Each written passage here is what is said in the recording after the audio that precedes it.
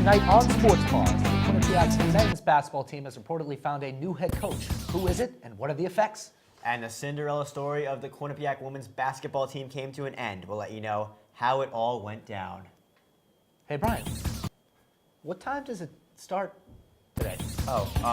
It's right about now.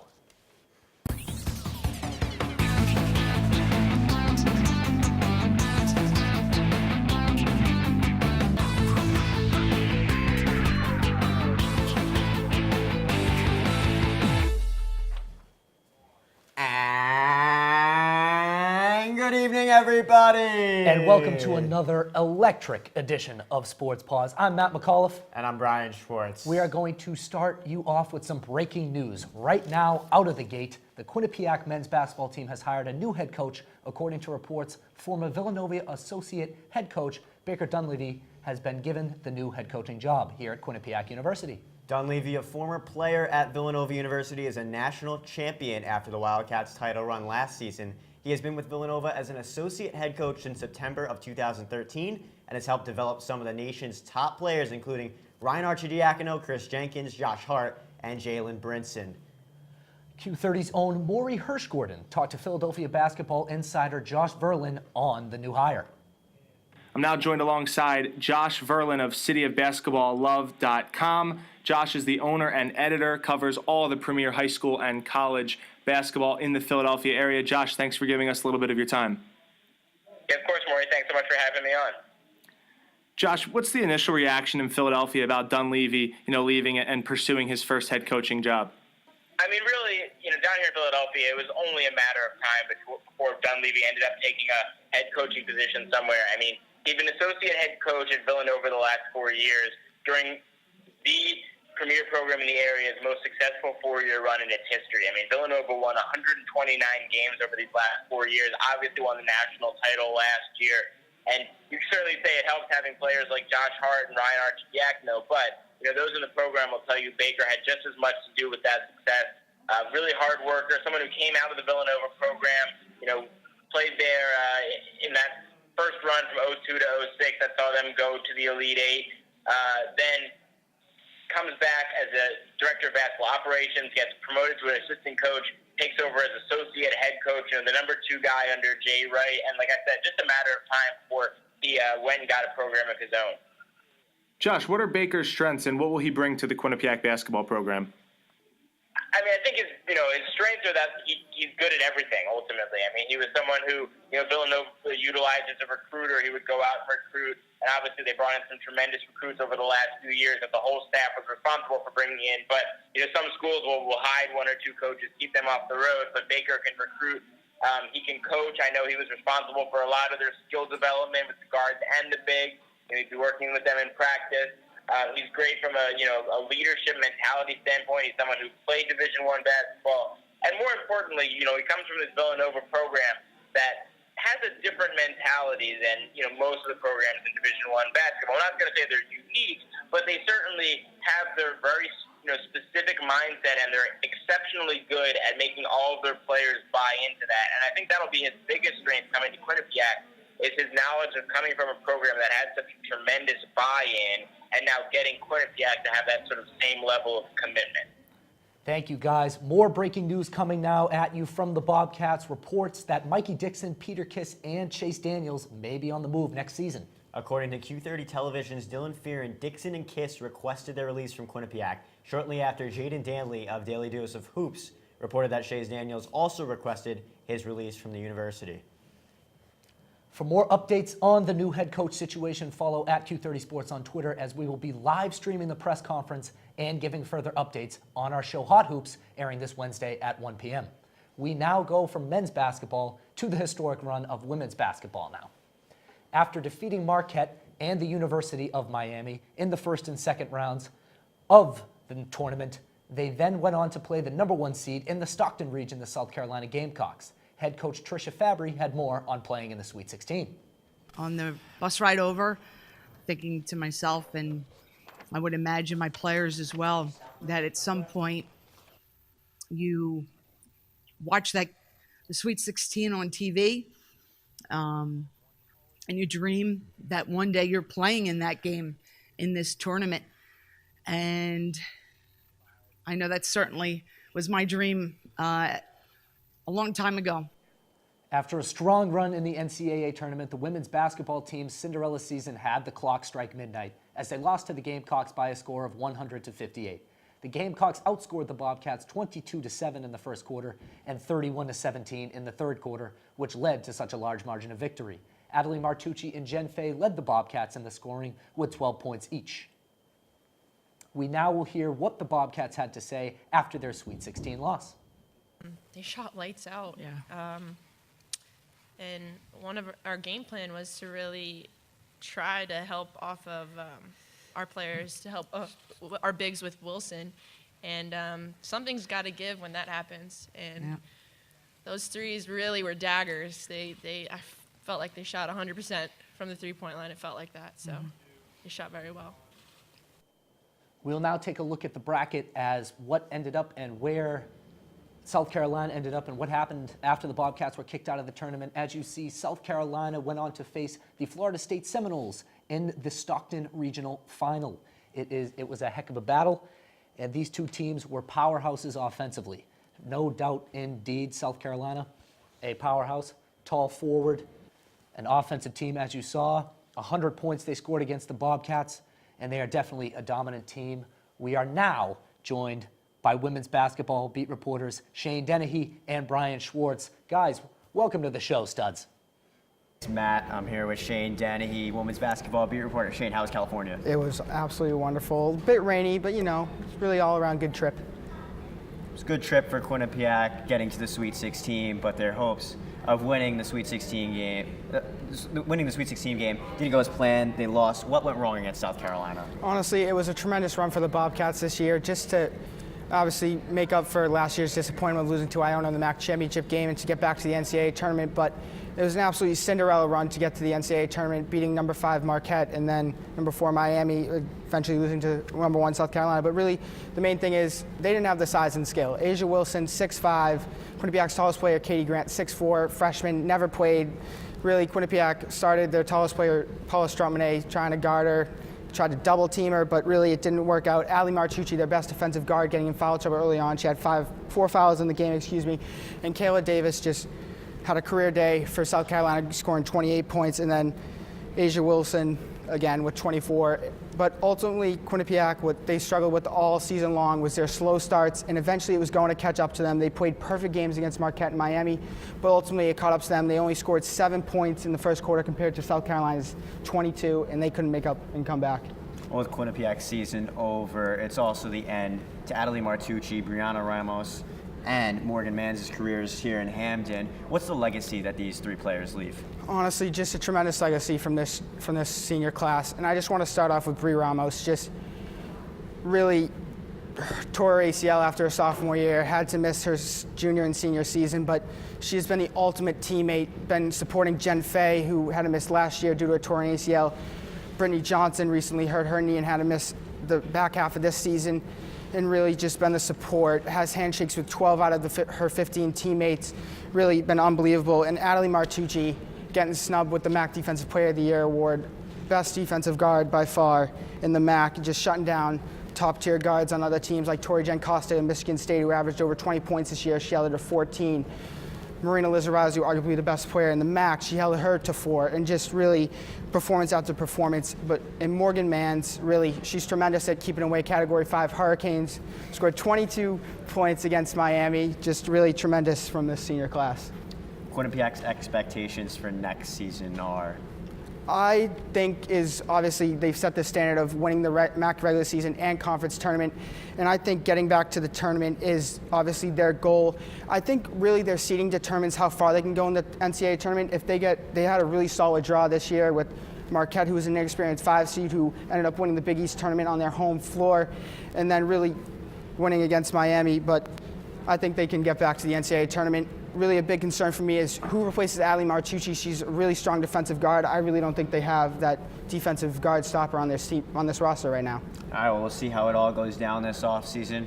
The legend, Shane Dennehy, you can follow him on Twitter at ShaneDennehy15. Matt, back to you at the desk.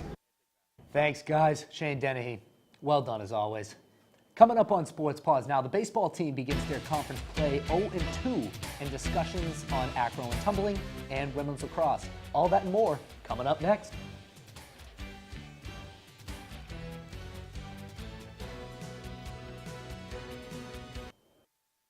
Coming up on Bobcat Breakdown. Coming up on Bobcat Breakdown. And welcome into Studio 125. So what? So what? If you score 40 points in a basketball game, we all know you play Quinnipiac intramurals. We all know you love to shoot the rock. Well, if you think that's the most ridiculous thing you've ever heard, what I'm about to say, I guess, is going to be pretty ridiculous in your book. But I'm going to say yes, there is a controversy. I'm Line, getting ready to punch the ball as it lands right in front of another Monmouth player. Coming up, coming up, coming up, Coming up on hashtag that.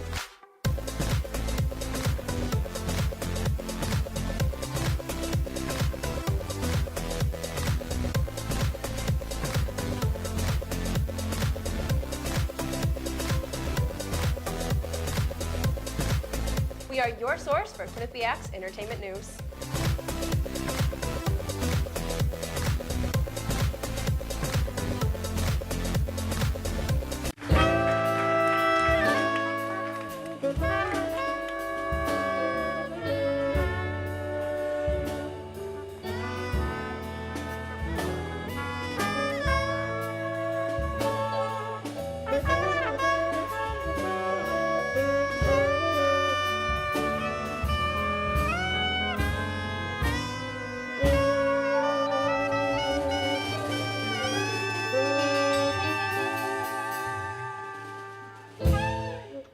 All this and more. Coming up on the Q30 Newscast.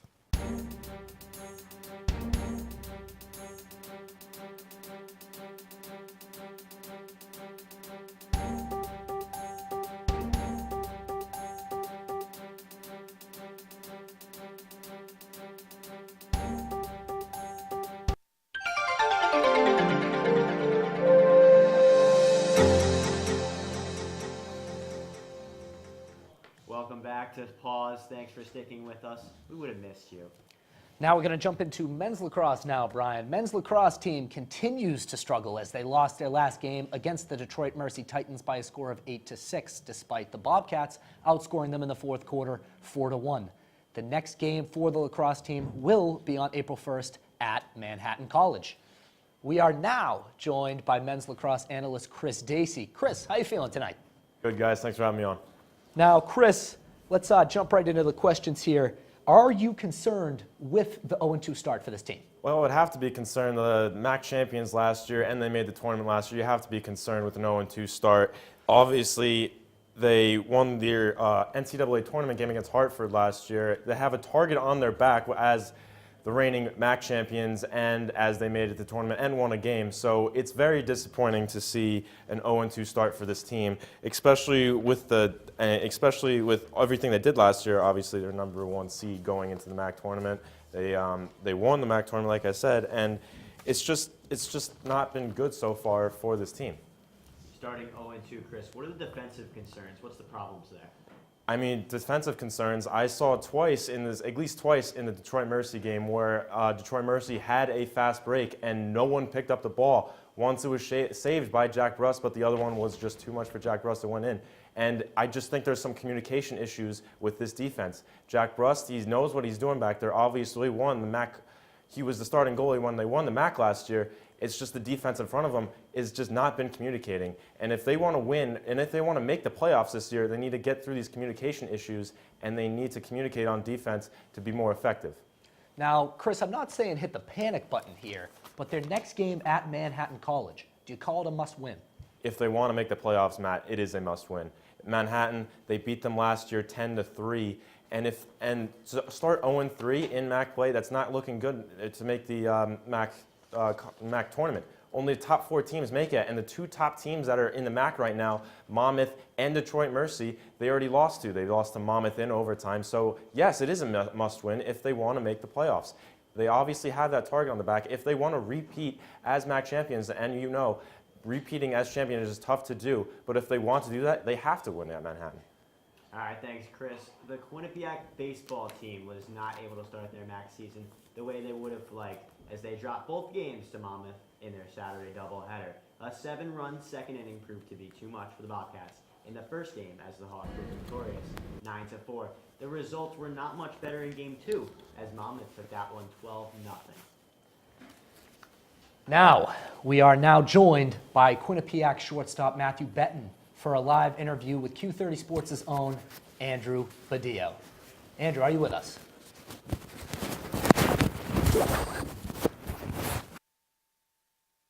Men's Quinnipiac baseball shortstop Matt Batten. Matt, how are you? Good, how are you? Thanks for having me. I'm fantastic, Matt. Thank you for joining us.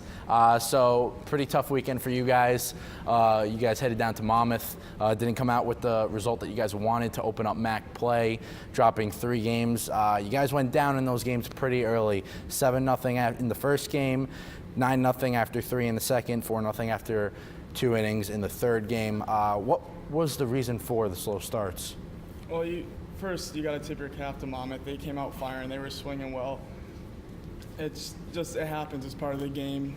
Like, we're going to do it to some teams eventually this year, but we were just on the bad end of this time. So Monmouth came out and played well, and we have extremely talented pitchers, and they just all happened to struggle the same weekend, which happens. So it's just part of the game. And so, quick turnaround. Obviously, you guys got games early this week against URI, a game that you now are going to have to travel to URI to play. Game Wednesday against Dartmouth got canceled. But as a team, what does John Delaney say to you guys in the locker room to rebound off the tough weekend that you guys did have? You just have a short memory. It's like I said before, it's part of the game. You have to be able to flip the switch and know that this isn't the end of the season. Luckily, it was the first MAC player of the year. Obviously, you don't want to start that way, but there's still 21 more MAC games, and we got to use these. There's unfortunately one midweek this week, URI, to really fix what wasn't working for us this weekend. That way we go into Marist with some momentum and hopefully get back on track. So what were some of those things that didn't work for you against Monmouth that you hope to fix against URI? Well, offensively, we weren't stringing any hits together. We ended up putting up 7 runs game 1, but it wasn't like a solid 7. It was towards the end of the game. But we would have hits here and there. We just didn't put anything together. And our pitchers, like I said, very talented, but they were falling behind a lot this weekend, which is very uncharacteristic of them. So I think that's one of the things they have to work on. What we have to work on is, like, obviously hitting's very hard, but you have to be able to put a few together because you got to get guys across the plate. Mm-hmm. And I'm sure that this is something that teams all across the Northeast deal with baseball, the weather, something that really you can't control, you can't predict. How frustrating is it going into a week? You're traveling all weekend, especially earlier in the season for you, non-conference, coming back. The weather isn't great. Games are getting canceled, postponed. How frustrating is it for you and your team? It's very frustrating because we're never on a field. It's not the same as we're in the rec center, obviously doing stuff, being as productive as possible, but it's just not the same as being on a field because you don't have the space and the time or the space and the everything you need to get better. So how are you guys going to prepare for these games this upcoming weekend? It's all mindset. We started this Sunday working on defense because we know that's where we also had to start. We struggled a little bit with that, but that's just doing everything possible to fix all the mistakes so we can start playing our style of baseball, being perfect, get back on the winning side of things. Bobcats have a 3-game set against Marist this upcoming weekend. It's second MAC 3-game set this season. Matt, thanks for joining me. Yeah, thanks for having me. Back to you guys at the desk. Thank you, boys. The women's lacrosse team fell to the UMass Lowell Riverhawks by a score of 9-5, despite the efforts of Alex Lyshik, who had 3 goals for the Bobcats. The lacrosse team's overall record now after the loss to Lowell was 1-7. Well, Matt, their luck didn't change. The Bobcats fell to the Monmouth Hawks Saturday 12-8 at Reese Stadium. Quinnipiac took an 8-7 lead with 19 minutes to play, but Monmouth went on a 5-0 run to close out the game. Senior Alex Lyshik chipped in with 2 goals for the Bobcats. Olivia Higson led the way for the Hawks with 3 goals on 9 shots. We now go to a Meet the Bobcats piece hosted by Q30's own Nick Cataldi, who spoke with women's tennis player Laya Rodriguez. Hi, thanks guys. I'm sitting here with women's tennis player Laya Rodriguez. Laya, how are you doing today? Fine, thank you. How are you? I'm doing good. You're from California. Where in California are you from exactly? I'm from Orange County, California. Okay. What was that like growing up in Orange County? I mean, obviously, like it's Southern California, so it's a lot different from here. It's hot all year round, so I can play tennis outside all year round, I guess. How'd you come from Orange County? How'd you end up here? Well, there's actually a lot of California kids on the tennis team. There's 3 boys and currently 3 girls. So one of the girls I used to train at the same academy with, so she told the coach got in contact with me, and then I found Quinnipiac. As I was doing research for this, I found you're really on a lot of charities. How'd you get involved with all these charities seems like you're so passionate about? Well, I'd say the one that I'm most passionate about, I used to do triathlons. I had a friend who passed away from cancer, and before she passed away, I wanted to figure out a way so I could give back to her, but I know that I couldn't do it on my own. So I got a group of friends together, and we just started doing a certain distance for a certain amount of money to donate and give back to her. So that was, I'd say, what I'm most into. All right, so now we're going off the court. Your favorite music artist to listen to? What's playing on your iPod all the time? I don't know, currently I'm into a lot of Flume right now, so I guess that's usually what I listen to. Your favorite tennis player to watch? John Isner, for sure. Is he the tall American? Yeah, he's a tall American. I'm definitely a bigger fan of the Americans over any other tennis players, but definitely John Isner. Favorite women's tennis player to watch? Serena Williams. Thank you, Layla. All right, guys, back to the desk. Thanks, Nick. Coming up, this may be my favorite part of the show. This guy toes the rubber with Casey Herzog at the Quinnipiac softball team. I cannot wait to see how you did that. Well, Brian, I gave it the old college try. Also coming up, our favorite segment of the week. We have the top 5 plays of the week. So don't go anywhere. We will be right back.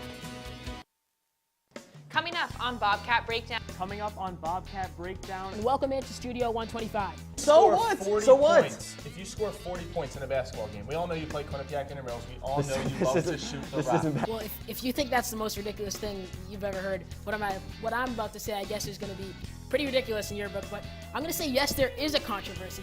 Line, getting ready to punch the ball as it lands right in front of another monumental player. Coming up on hashtag that.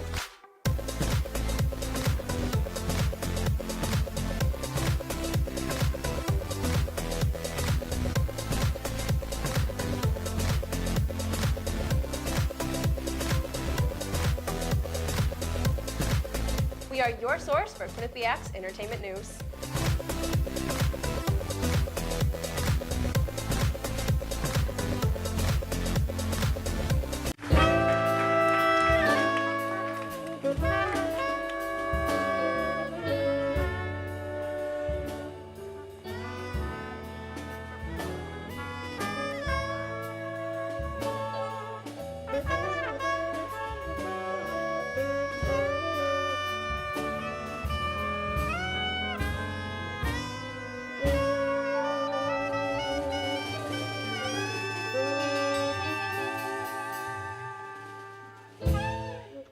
All this and more. Coming up on the Q30 Newscast.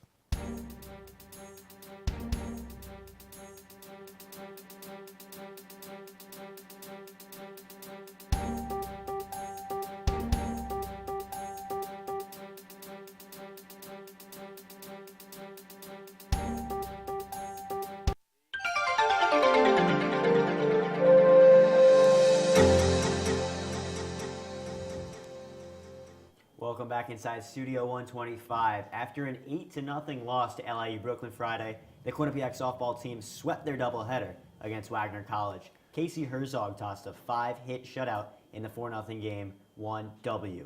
Game 2 was all about the bats as the Bobcats defeated the Seahawks 9-5. Miranda Magana hit 2 homers and Rebecca Drake knocked in 3. Now we go to a softball tutorial segment where Brian and I attempted to pitch a softball with junior starting pitcher Casey Herzog. Welcome everybody to the Rec Center where I am accompanied with Casey Herzog. She's a junior pitcher for the Quinnipiac softball team. I'm Matt McAuliffe, and this is a very special package that we have for you as Casey's going to take me through the fundamentals of how to pitch a softball, and I'm going to try my best to copy the fundamentals. So Casey, after you take me through the steps, take me through what it takes, the one-on-one of pitching a softball. All right, if you're ready.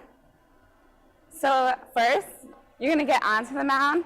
And so when you get on, you have to have one foot at the front and one on the back. So you always have to have both your feet on the mound. Within these lines? Within the lines. Okay. So you can't step out of the lines. So when I pitch, I slide, but that's just a preference. Normal people just go straight forward. Okay. A lot of pitches, you'll come back to get momentum to go back in order to go forward. Okay. So first you'll go back, and then you'll come up, and you'll stride out as far as you want. All right, I'm 6 feet. I might stride out a little. You might so far. But when you stride out, you can't let this back leg come up. All right. So that's big. That's so going to be tough. Okay. You have to stride out and drag your back leg all the way straight through. All right, I'll give it a shot. You want to see one? Yeah, go first, and I'll try and copy my best. Okay. Oh, sorry. Wow. Okay. All right. I'll give it a shot. Yeah, we'll see how it goes. Yeah, we'll see how it goes. So one in between the lines here. Yeah. Okay. And I got to watch my back, so this is going to end up being my back foot. Yep. And I got to keep that on the ground the whole time. All right. Want to hold this for me? Thank you. All right. All right. That was a bad strike. All right. Yeah, all right. Okay. All right. We'll try it again. So you want to try to, How was my back foot? So this back foot was good. You kept it down. All right. But with this back foot, you can't slide it off in order to go forward. Okay? Got it.